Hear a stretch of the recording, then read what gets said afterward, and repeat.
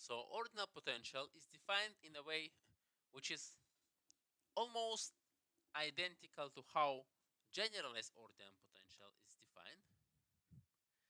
However, here, not only that we know from the sign that if the utility of the player who changed her strategy strictly grow, then the potential also has to strictly grow on those profiles, because we knew that.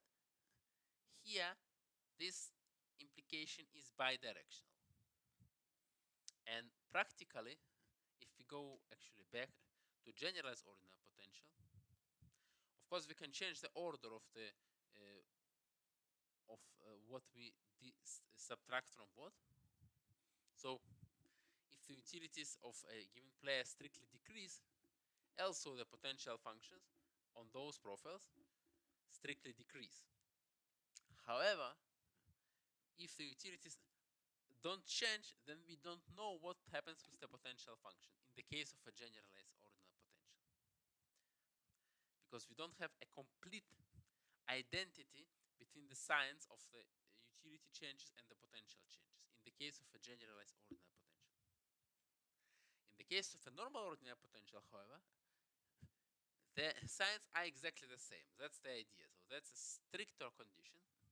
So the utilities are positive if and only if the potential difference is positive on those profiles, and since we can change the order, it means that also the same if and only if condition holds for the case when the utilities change is negative, strictly negative.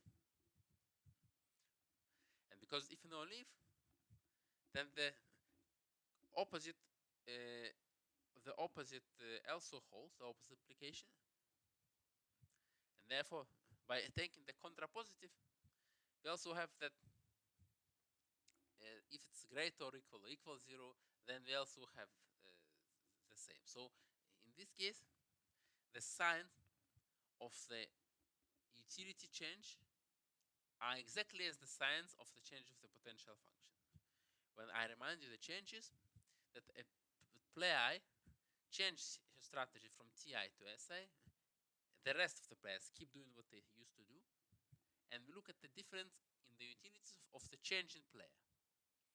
Okay, so clearly an ordinal potential game implies generalized potential game, because here we require more. And the idea also can be said that there is some direction, so to speak, of how the potential changes, and that is similar to the direction of the change of the utility functions. So like in this drawing with arrows, that they're not exactly directed in the same direction, but they are heading in similar directions. So the potential is something which basically shows us, indicates us where this thing is going. Okay, the next, even narrower group, and we require a bit more, is that not only that if it's positive, it has to be positive, but here we require that the utility difference, because of the change, is exactly equal to the potential difference up to factors, and each player has her own factor, so there is a vector of real numbers, wi, it's not a function, it's just a vector. And the change in the utilities of player I, from when that player changes her strategy from TI to SI, and the rest of the players keep doing what they used to do, is equal to the change in the potentials on those profiles times this constant, which is characteristic of player I. So this is an even stricter condition. This, of course, implies being that it's an ordinal potential game, because these constants, they are all strictly positive. I should have said it's r plus plus. The wi1 from to wn are in r plus plus to the power n. So they are all strictly positive. So of course the signs are the same, But also here we have a linear dependency. And a game which has a weighted potential is called a weighted potential game. That's all this. Like if a game has that kind of potential, then this game is called that potential game. Okay. So here we have a common cost of change up to a linear factor, and those linear factors can differ within the various players. And finally we have arrived to the narrowest class of potential games we are going to study now, and that's called exact potential or just potential. When we don't say which, it means exact potential, and that is a weighted potential game when the weights are all 1. So the change in the utilities of the changing player, of the deviating player, deviating in the sense that the player changes what she used to do, is exactly the same, the change is exactly the same as the change in the potential functions on those profiles. And here the intuition is simple. It's that the change has a common cost. So in a way, there is the same function, and doesn't matter which player changes her strategy, that player is going to obtain from this change from her strategy when the others don't change anything, what the potential function changes. That is the player going to obtain. So there is one potential which refers to everyone. That's the intuition. So those are classes which of course are one in there and inside the other one, and those inclusions are strict, as we are now going to show. So let us look at some examples. So each kind of potential may either exist or not. So it's not like there is a class which is trivial. No, the narrowest class is not empty. So the exact potential games, they exist. That's natural. That's why we are studying them. And even the widest class, which is, I remind you, generalized ordered potential, is not all the game. So, okay. First we show that even the widest class, generalized ordered potential, which I remind you includes ordered potential, which I remind you includes weighted, which I remind you includes potential. So the generalized ordered potential games does not include all the games. So here we have an example of a game which is not even generalized ordinal potential. And therefore it's not ordinal, and therefore it's not weighted potential, and therefore it's not exact potential, because generalized order potential is the largest set, the largest class of games. So if it's not there, then it's not in any of the subclasses.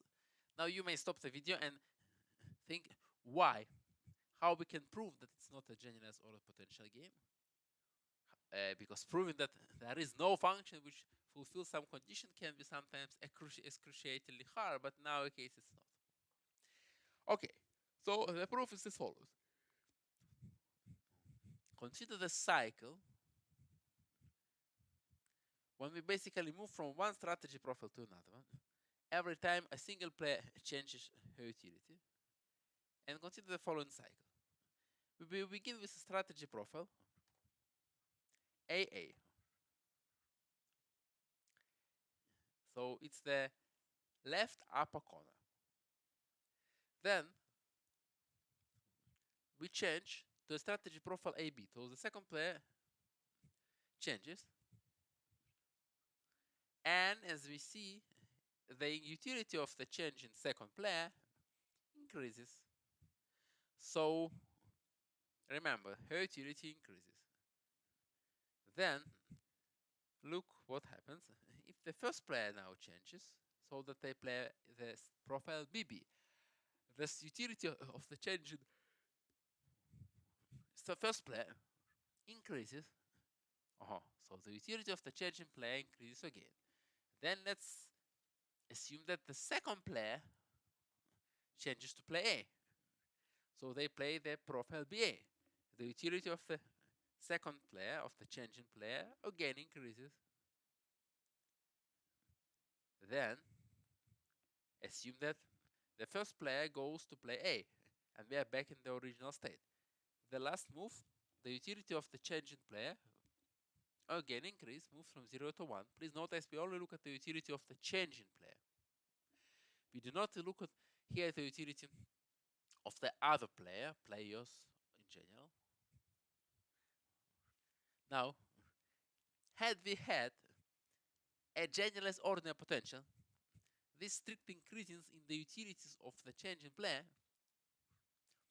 would imply that the generalized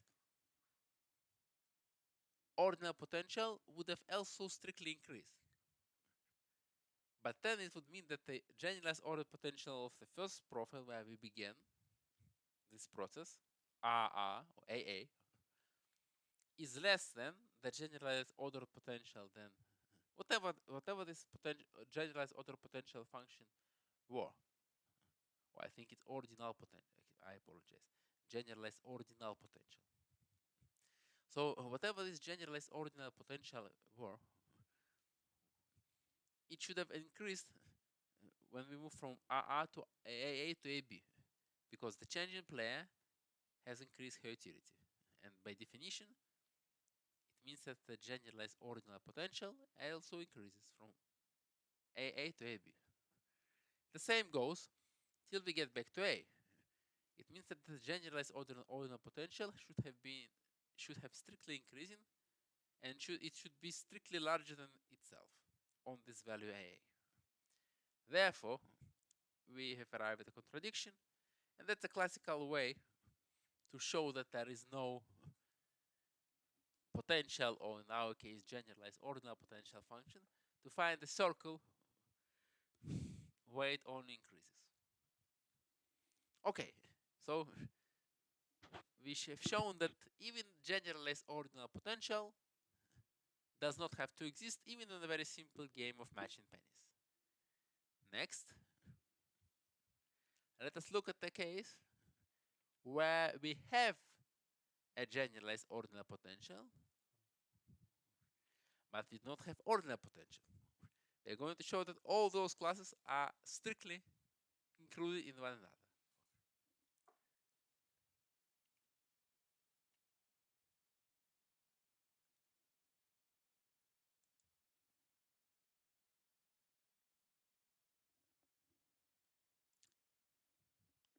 So this is an example of a game which does have a generalized ordinal potential, but it has no ordinal potential. And therefore it has no weighted and no exact potential, because ordinal potential is easier to have, as we said.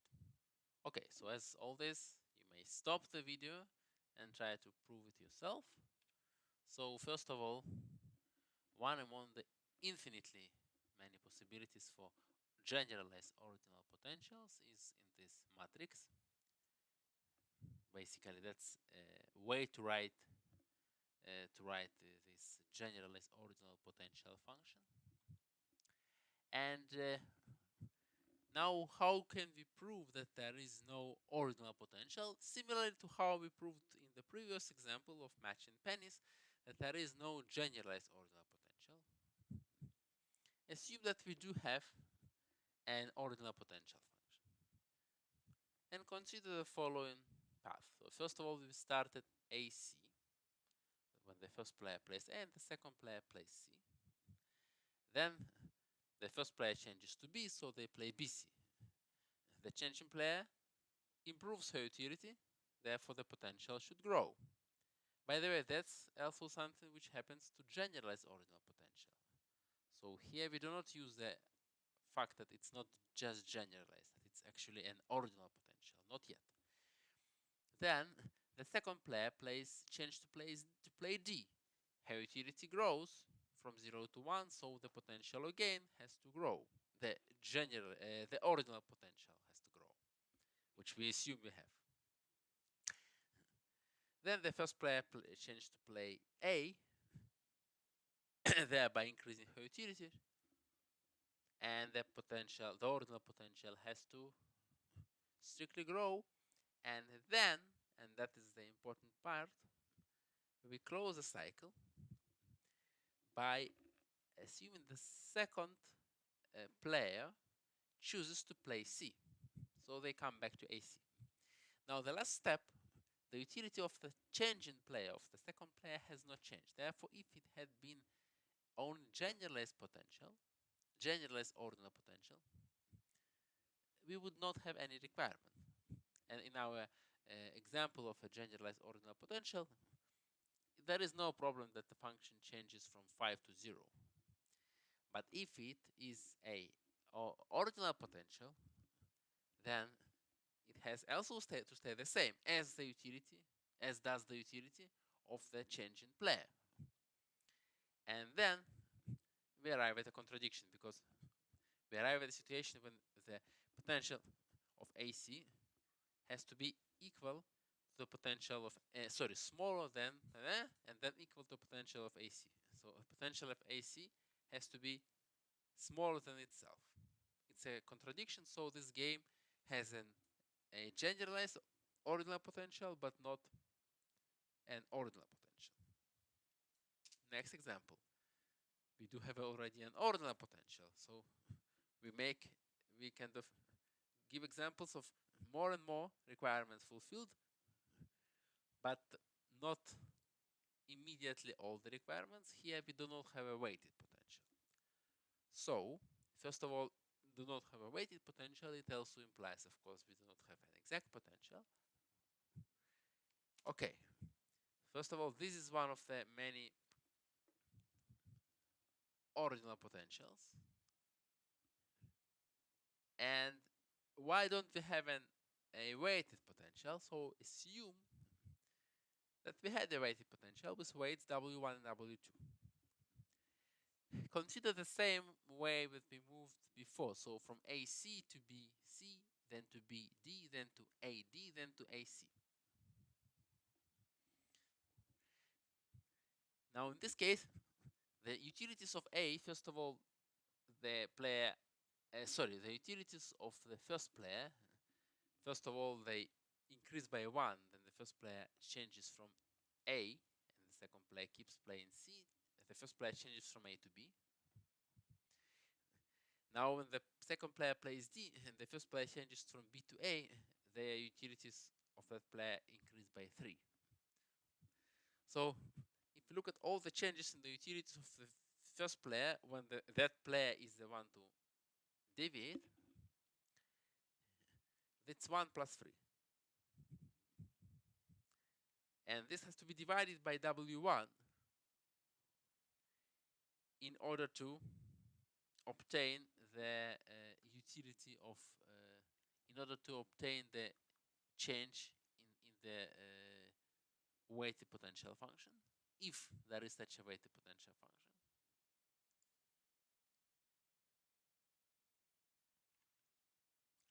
And now let us go to the cases where the second player was the player to change the strategy and the first player didn't. So it was for when the first player played B and the second player changed from C to D, so her utility increased by 1. And it was the other case was when the first player played A and the second player changed from D to C, and her utility decreased by 1. And in order to derive from the utility changes, 1 minus 1, 0, the change in the potential function, again, because it's a weighted potential function with weights W1 and W2, we need to divide these changes in the utility of the second player by her weight. But in this case, the changes are 0. So anyhow, it's 0. And it's eventually it has to be equal to 0, because the potential function doesn't change, because we have made a full circle. Now, however, it's a contradiction, because 1 plus 3 divided by W1 cannot be 0. So in this case, we do not have a weighted potential, but we have shown an example of an ordinal potential. And finally, not finally, almost finally, here we do have a weighted but not exact potential. So the weights are not 1, 1. And why? Okay, so you can see the example of a weighted potential with weights 2 and 1, and one there is no exact potential. So one where is no weight potential with weights 1 and 1. Well, assume there were an exact potential, there was an exact potential,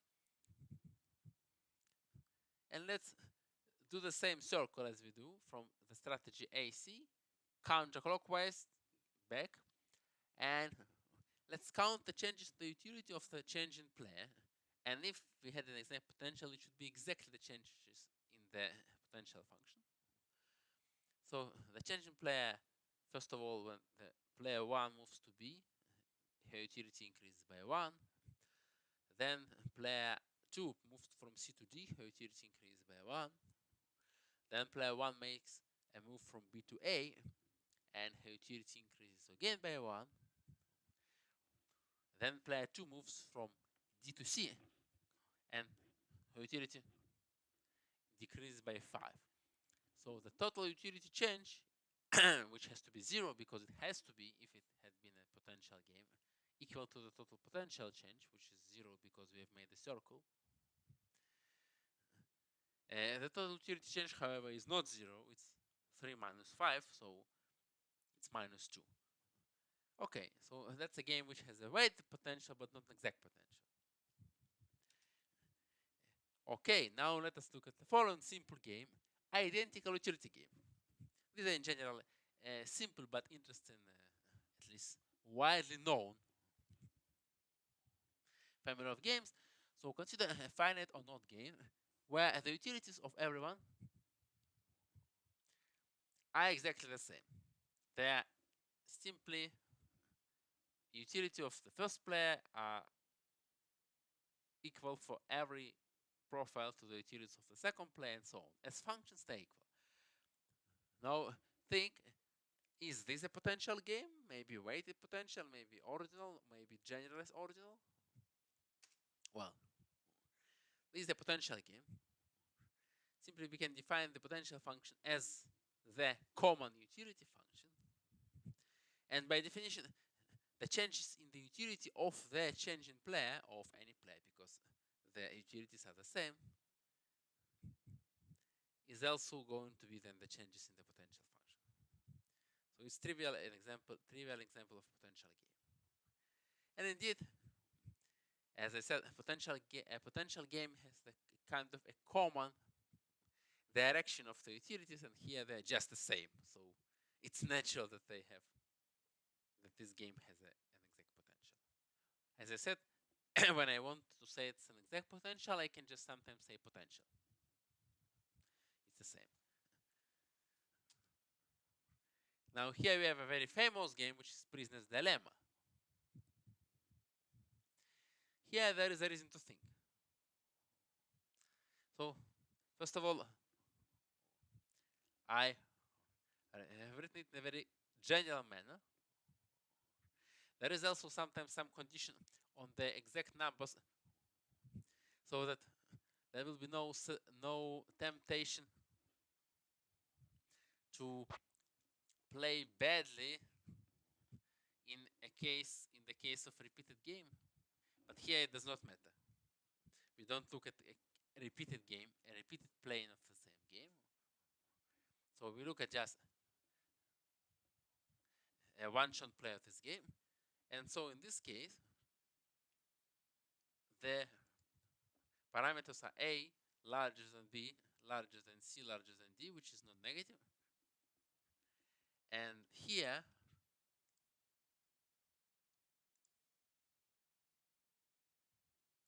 I'm just trying to show that this is a general version of the prisoner's dilemma. So there are two strategies, D and C, which represent defect and cooperate. So if they both cooperate, then get B, which is better for them than if they both defect and they get C.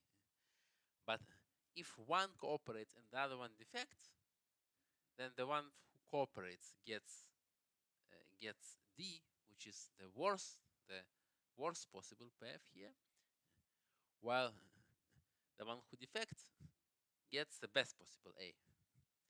And in this case, there is a strictly dominant strategy for both of them to always defect.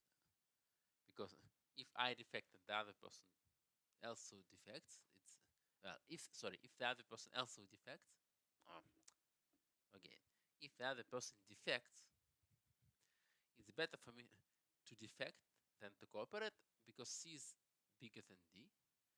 Now, if the other person cooperates, it's better still for me to defect than to cooperate because A is bigger than B. So it's a prisoner's dilemma. Now, this is also a potential gain. There is a bad situation here, but in a way they have a similar direction because they both want to achieve. There is similarity in a way because it's a symmetric game where they both would like to achieve one thing, that they both cooperate, but they eventually achieve that they both defect. That can be like very, very vaguely an intuitive reason why it's potential. But of course, you just have a matrix and you can straightforwardly check that it's a potential. So, for example, if player A changed from when they play the profile defect, the player A changed from D to C, her utility changes from C to D. So the utility change is the delta of the change of the deviating player is D minus C. And this potential function gives the same. If another example, what we can check, if they play DD and player B moves to play C, then here utility changes from C to D. So the utility delta is D minus C. And that's also what we have in the potential function example. Okay. So having seen those examples, let us now go to a bit theory. What is the connection between potential function and Nash equilibrium?